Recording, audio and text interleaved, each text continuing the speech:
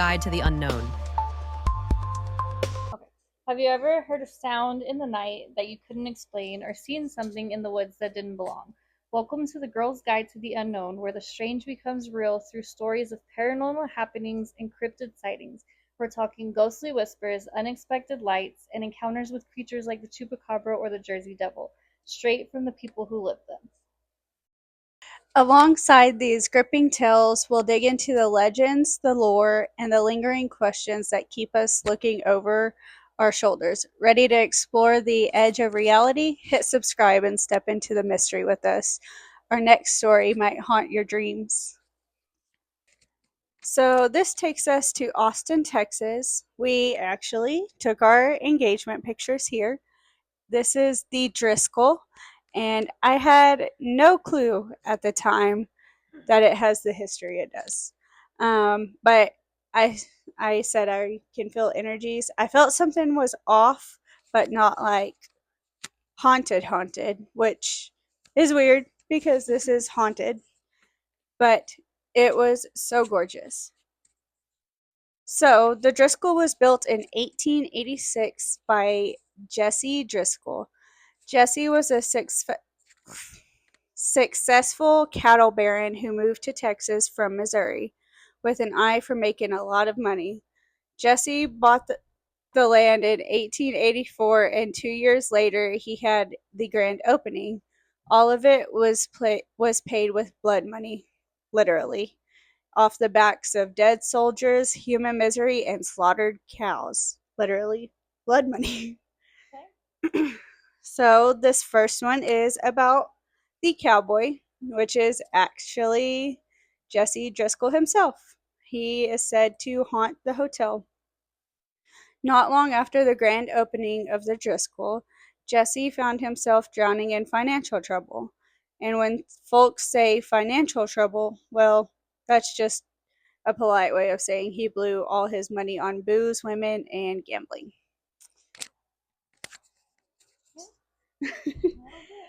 The walls of the Driskill had barely settled before Jesse was forced to hand over the keys. Legend has it all came down to a fateful poker game, a single hand that cost him everything. By then, Jesse was a shadow of man who built the hotel deep in debt and spiraling fast. Some say that the spirits of those choices still linger in the halls today. One of Jesse's favorite rooms in the hotel looks out over the corner of 6th and Brazos Street. It's got history, and apparently it's got company. A consultant was staying there, once had an experience he'll never forget. Around 3 in the morning, of course it was 3 in the morning, it's always 3 in the morning, he woke up to find a well-dressed gentleman standing by the window, calmly puffing on a cigar and gazing over the city. Half asleep and confused, the consultant sat up and said, "Hey, what the hell are you doing in my room?" The man turned and looked at him, not startled, not afraid, just puzzled, like he was the one being interrupted. Didn't say a word. The guest reached over and flicked on the lamp beside him, and just like that, the figure vanished. But the curtains were still gently swaying, and the air was thick with the haze of cigar smoke. Can you still stay in that room? Yeah. Nice. It didn't state which room, but it's still available to stay in. Very cool. And then this one. And then this one was kind of eerie to find out about, knowing I took my wedding engagement pictures there. This one is the bride. In the early 1990s, a heartbroken bride checked into the room 329 of Driskill.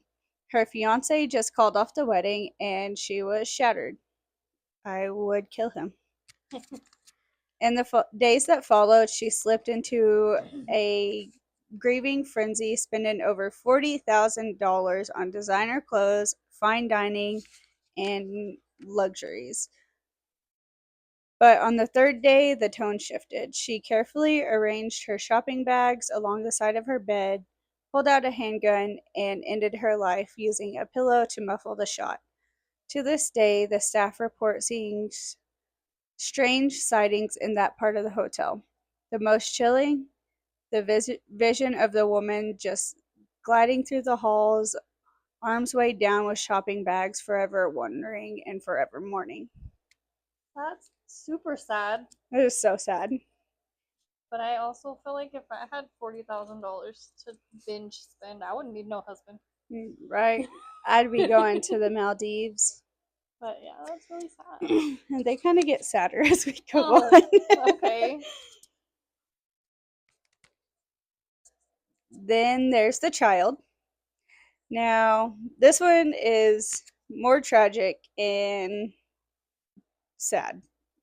It's said that many years ago, a young girl, the daughter of a U.S. Senate, was staying at the hotel with her family. One afternoon, while playing near the staircase, she had a ball a little too close to the edge. She lost her balance and fell. The accident was fatal, and ever since her spirit is believed to have never left. Guests and staff have reported hearing the soft thumping of a bouncy ball down the stairs when no one is there. Some have seen glimpses of a little girl in old fashioned clothing darting through the hallways, laughing, and then she just vanishes into thin air. She most often is spotted near the staircase where the accident happened or around the mezzanine, Mezzanine. mezzanine level. I got Thank you, because that one. you. You got me. I got you. Some say she shows up in mirrors or for photographs, and there is reason. Number one, that I don't look in mirrors at night. If it's dark outside, I will not look in a mirror. I refuse. Refuse. That one's like borderline sad, but also kid ghosts are just creepy. Yeah, she also likes to touch people, which if I felt a cold child's hand, I'm out. Absolutely not. Out. And then there's the painting. This one's not sad.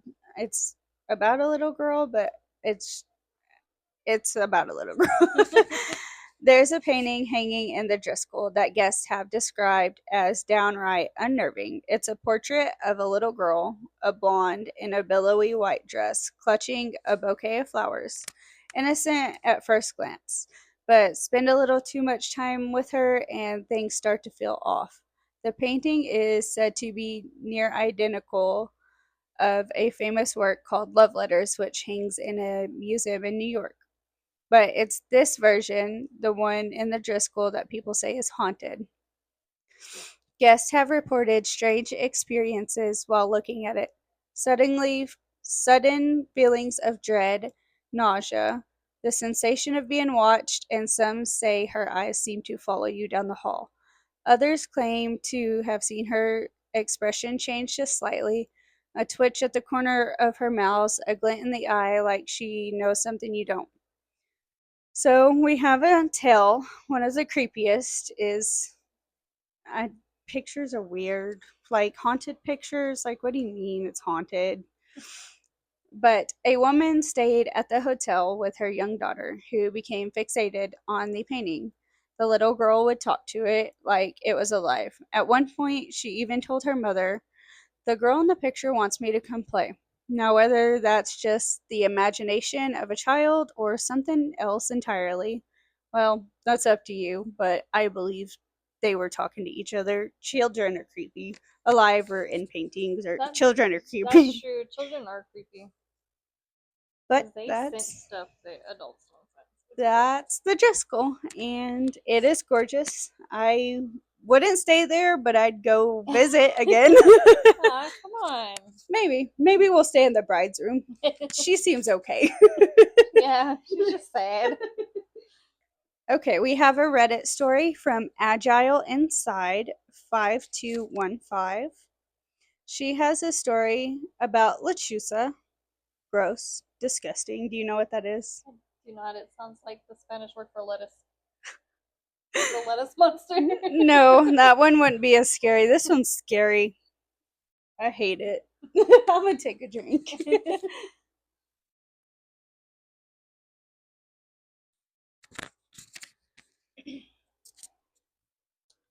I have a story about lechusa.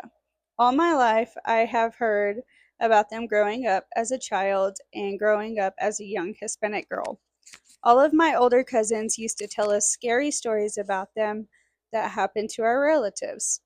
Our sleepover scary stories. To this day, it is said that the area known as Pool Hill between Simpton and Fulshear, Texas. Let me know if I'm saying them wrong because these Texas names, It can get weird. they get very weird. Across the old railroad tracks, not far off of FM 1093, is cursed. That the lechusa still resides there, a nest of them. Gross. An ancient coven of witches cursed by God for their wickedness against men. Fair. I don't know why God cursed them. He created the men. Pretty sure that the men were terrible. Yeah. Some say that the devil met them at the crossroads and promised them immense powers and immortality in return for their souls and loyalty to him, but instead changed them into terrifying half women, half bird creatures that we know them to be today. Oh my gosh. To be today through the stories we tell each other. One story was that our relatives, a great uncle or great great grandfather, actually managed to catch one. I've never thought about people catching them. I I don't wonder what I don't like happens. that. Yeah, I guess let's find out. I've never thought about people trying to catch them. It never crossed my mind. Actually managed to catch one. I don't know how, only that he lived deep in the woods known as Pole Hill today, or was rather when I was little. He was, I believe, somewhat of a hermit or mountain man type. Horse-drawn carriage, lived in a tiny derelict cabin out in those woods. This is how the story was told to me. Somehow he managed to catch one of these bird half women beasts in a net he had high up in the trees of those woods. Its wingspan was huge, and it thrashed about. It threatened to tear apart the net, so he decided he would have to place it in a cage that he used for hunting. So he set about drawing the net up with the bird in it and placing it within the cage. As he did, the creature spoke and begged him to let her go, and that it would give him anything he wanted in return. No, he answered, crossing himself and praying. Shoving the creature into the cage and locking it. He quickly went inside his cabin to retrieve his rosary and his pistol and pray some more. A little while later, he returned to the cage to ensure that the creature was in fact still locked inside. Pistol in one hand, his rosary tight clutched in the other. He looked up on the cage, only this time there was no creature. In its place, this time, was a beautiful, long haired, and completely naked woman. And upon seeing him, in the same voice as before, again began to beg him to be set free. This time soft and sweet, promising to love him forever and allow him to sleep with her in return for being set free. You still feminine wiles. Right. I didn't know they could be turned fully into women. I thought they were always just half bird, half woman. I never knew that they could fully turn. Yeah. That makes them a little bit creepy, right? Yeah, which is also why I don't like owls. Fair. No, he said firmly again, crossing himself and praying, and quickly went back inside. He heard the woman crying now, sobbing, and saying that if he did not release her before sunrise, she would surely die. The rays of the sun would cause her a terrible death, and begged him to let her go. No, he shouted, crossing himself once more and praying. Again, he heard the woman's voice coming from outside. This time, she promised to make him a powerful warlock, and that if he let her go, she would be his forever, to command against his enemies. Please, Father, he prayed aloud, please give me the strength to see this through until the sun comes up. He shut his eyes, still clutching his rosary and pistol, praying, Hail Mary, full of grace, the Lord is with thee, and slowly began to drift off into a deep sleep. He awoke with a start sometime later. Confused as to why he had fallen asleep in his doorway. His pistol firmly clutched in his hand, a rosary wrapped tightly around the other. Shaking away the confusion, he heard a twig snap outside, shattering the silence of the woods with a loud crack, and then remembered the night before. As fast as he could, he ran to the cage to see if, in fact, it had all been some terrible nightmare, hoping to God that it was. Crossing himself as he turned the corner of his house, there sat the cage, empty. Empty, except for the thick, pointed, scaled, and slimy tail of a great serpent. Ew, disgusting. The cage wire where it had crawled through was broken. A large hole bent outward. His eyes followed the tail the length of the body, twice as long as he. Thick coils under and overlapping his gaze finally reached its pointed head. He watched in horror as the snake stopped crawling, stopped moving, its head slowly turning up to face him. Looking him in the eyes, he fell to his knees, the pistol and rosary falling from his hands. He clasped them together, praying to God as the serpent opened its mouth. I hate snakes. Oh my God. Its forked tongue flickering, and then began to speak, this time in a different voice, one that made his ears hurt. He fought against covering them, squeezing his hands together, and continued to pray. Hail Mary, full of grace, the Lord is with thee. Foolish man, hissed the snake, I would have given you powers beyond your dreams, let you rule over my body, and you would have been yours to command against your enemies. You pray to God on your knees to save you, and yet I am here. Where is your God, little man? Tell me, where is he? Its body quickly coiling up, moving so fast the man became mesmerized by its movements and speed.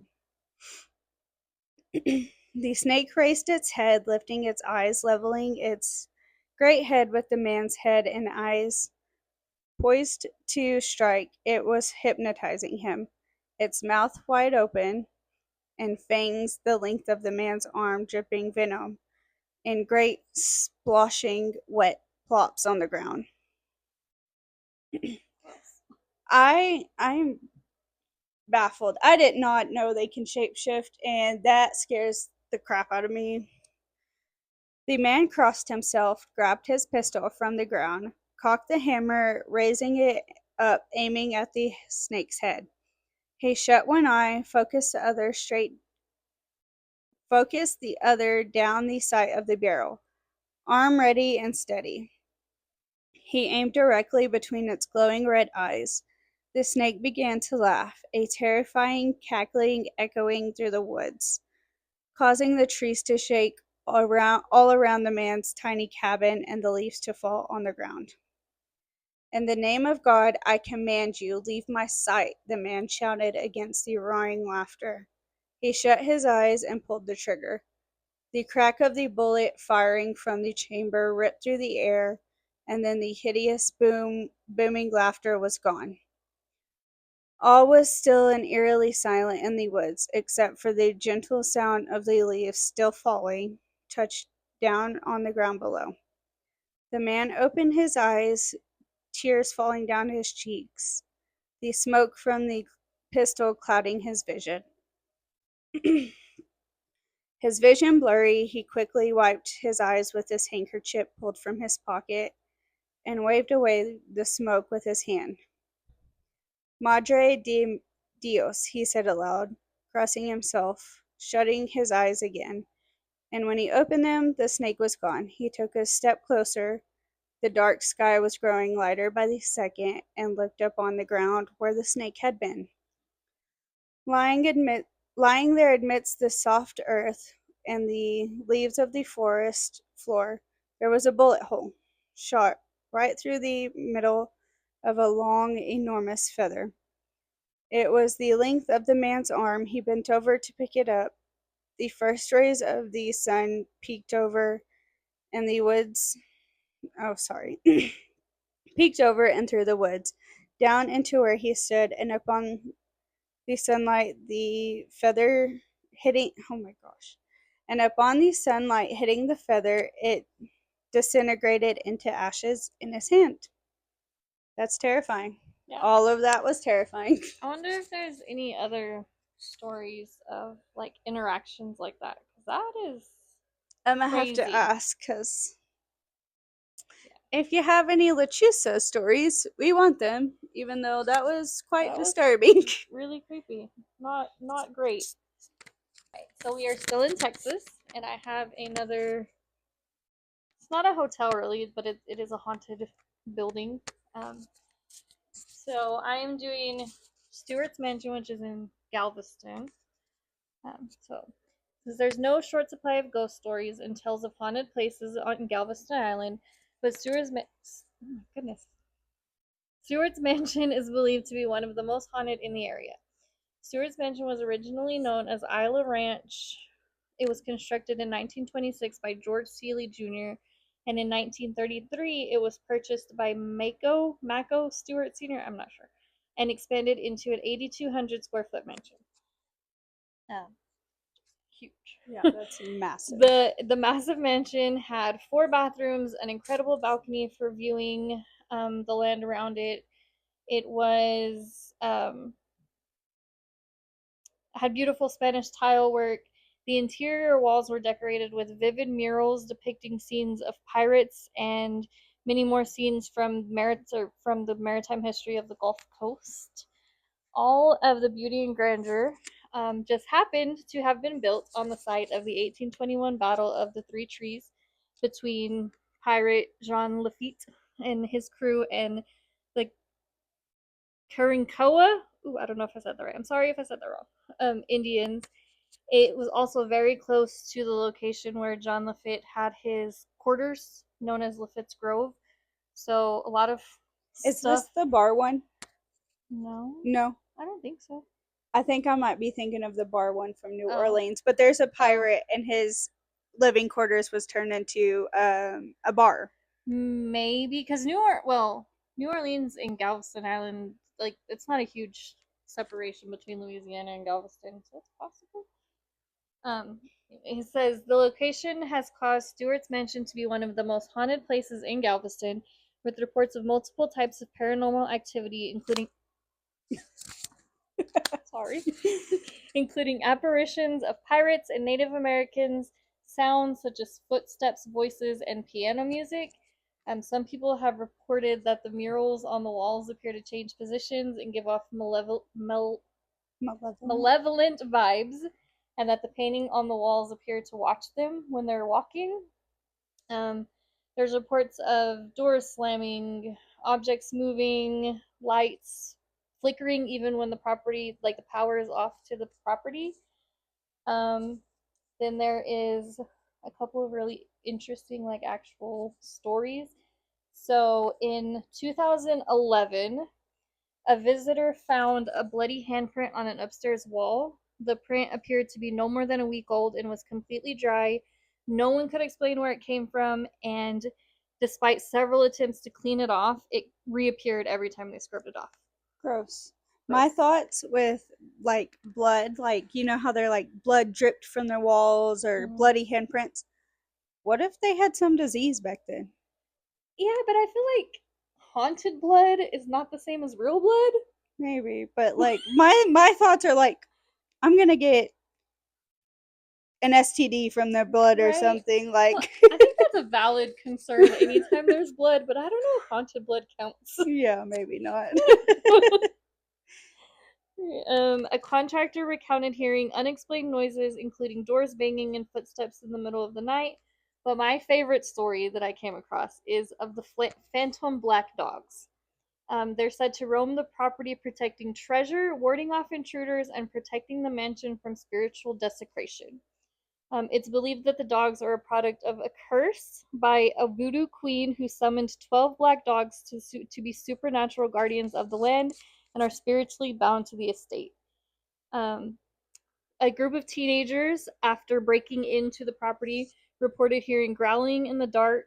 And then when they shone their flashlights in that direction, they saw two large dogs, bigger than normal sized dogs, closer to the size of a wolf or a small calf, with Gosh. eyes with red eyes. Um, I cannot read. With red eyes, and they just continued growling. They never moved towards them, but they did follow closely behind them until they were all the way off of the property, growling the entire time. A former caretaker also mentioned feeding a stray near the house when a pack of shadows ran across the yard.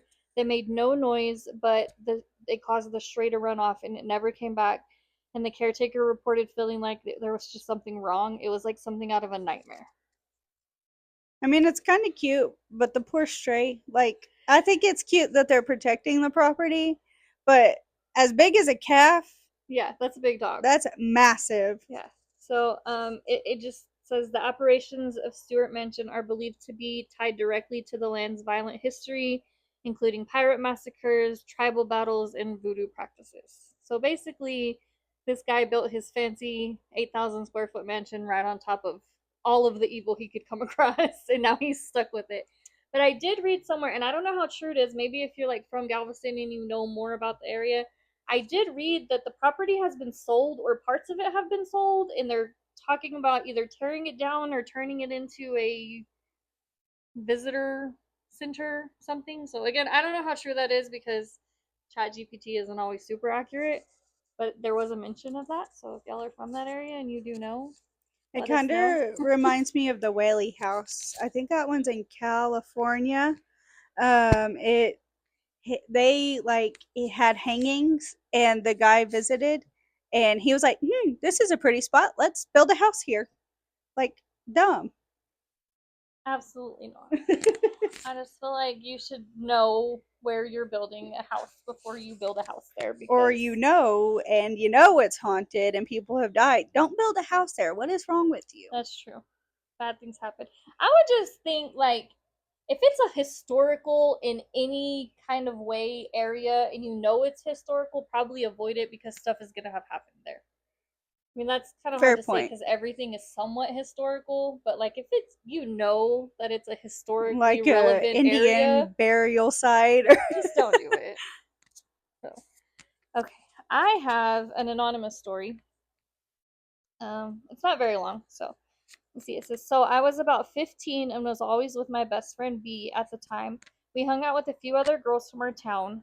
We were up until probably 4 that night. We headed home around 3 a.m. She drove a small sedan, and our friends lived in a town 10 miles from us. So we were driving back to B's house, and we were jamming Satellites by Kevin Gates. Okay. And just Nice talking and choice. singing.